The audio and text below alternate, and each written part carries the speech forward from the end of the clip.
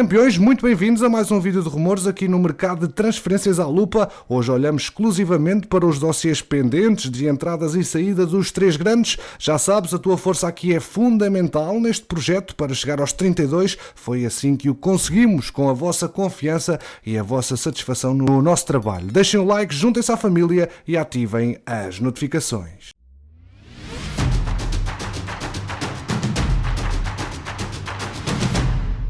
Começamos pela Invicta, onde Francisco Conceição é um dos jogadores do plantel portista que já entraram no último ano de contrato, mas a renovação será uma realidade a curto prazo. O esquerdino de 19 anos está bem seguro no Dragão e é exemplo do que aconteceu com Gonçalo Borges, cujo novo vínculo foi oficializado ontem. A SAD Azul e Branca prepara-se para lhe colocar em cima da mesa um contrato de 5 anos com cláusula de rescisão na ordem dos 50 milhões.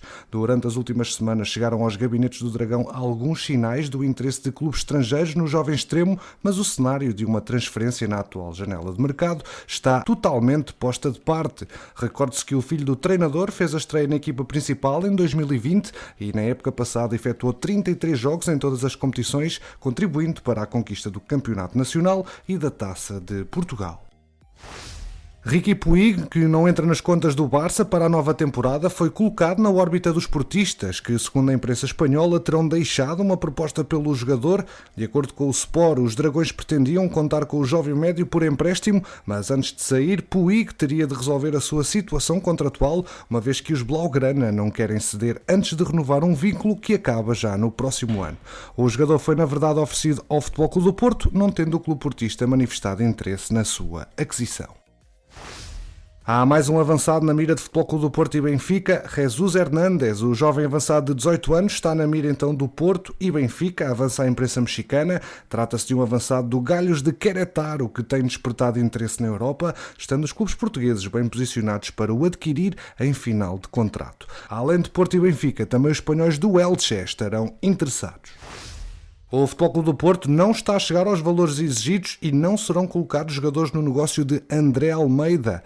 A verdade é que para passar da teoria à prática será necessária uma boa dose de paciência por parte dos Dragões e a procura clara de ambas as partes em alcançar um ponto de encontro. A verdade é que para chegar aos 9 milhões de euros, em que a sua congénere minhota valoriza o jovem internacional português, nem os vitorianos estão abertos neste momento a admitir outras contrapartidas, nem os Dragões a chegarem a esse valor. Ciente de que tem André Almeida aquele que é porventura o seu ativo mais valioso, o Vitória não coloca a hipótese de vir a admitir numa eventual transferência o passe de outros jogadores que fariam a viagem da Invicta para o berço, centrando-se em maximizar financeiramente a transação de Romário Baró, por exemplo. Já foi um nome colocado em cima da mesa no ano passado, quando o negócio foi debatido pela primeira vez, mas mesmo esse cenário já perdeu força entre os Dragões. Pela Luz, o futuro de Julian Weigl continua em aberto numa altura em que continua a ser cobiçado por vários pretendentes, sendo um deles o Eintracht Frankfurt.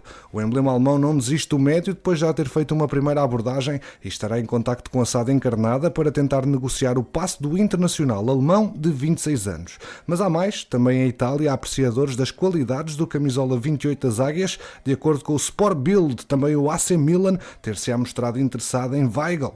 Em caso de saída da Luz, o alemão libertará espaço no plantel para a entrada de outro médio para a posição 6, para a qual o Benfica já tem um alvo bem definido. Roger Schmidt, que não deixou garantias quanto ao futuro do compatriota, aprecia bastante Ibrahim Sangaré, com quem já trabalhou no PSV.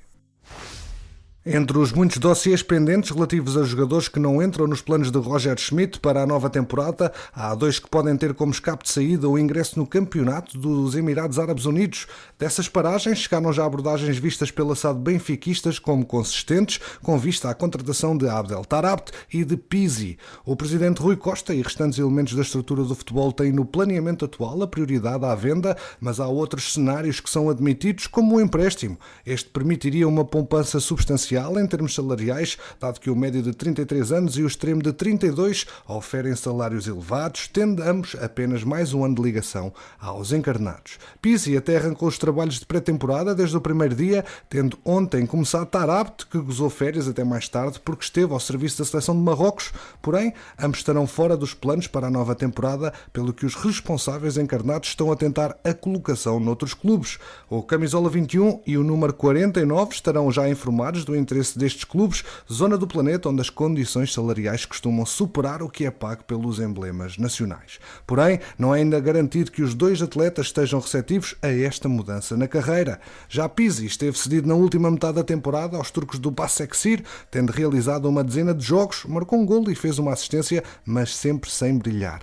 Taarabt alinhou em 42 encontros pelas Águias, durante os quais apontou um golo e ofereceu 5 aos seus colegas. Está mais que certo que Jovane Cabral não volta a ter espaço na equipa leonina. O extremo luso-cabo-verdiano, que na última época jogou por empréstimo na Lazio, está fora das opções do técnico Ruben Amorim para a época que se avizinha. O avançado recebeu indicações para se apresentar mais tarde em Alcochete, devendo fazê-lo depois de amanhã, a par dos restantes jogadores sedentários. Face à pouca utilização que estava a ter, Jovane saiu, a meio da época passada, por empréstimo para os italianos, mas só fez 4 jogos. Sem surpresa, o clube não exerceu o direito de opção previsto na cedência, que exigia o pagamento de 8 milhões. O Jornal de Notícias escreve que o Sporting está a pedir 5 a 6 milhões de euros pelo jogador, privilegiando realizar uma venda em vez de novo empréstimo, dado que Jovane se encontra no último ano de contrato.